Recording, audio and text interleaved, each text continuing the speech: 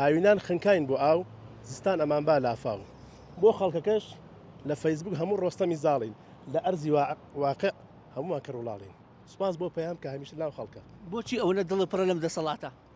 لەبەرەوەی 33 ساڵە هەمان قەوان دووبارە ئاکاتەوە 33 ساڵە وعدی درۆ ئەم دڵ پڕێهی دڵشکانە بەتاکید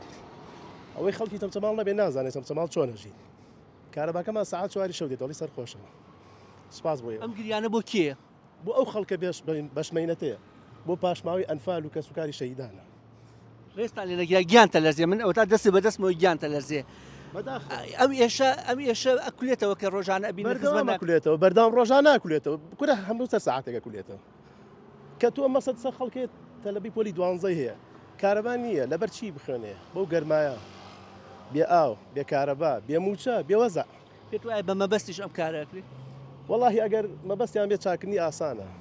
مەبەستیان نییە ئیرادەیە بڵێ ئیرادەیەکی ئەوێ کامان بەستیانێ بیکەن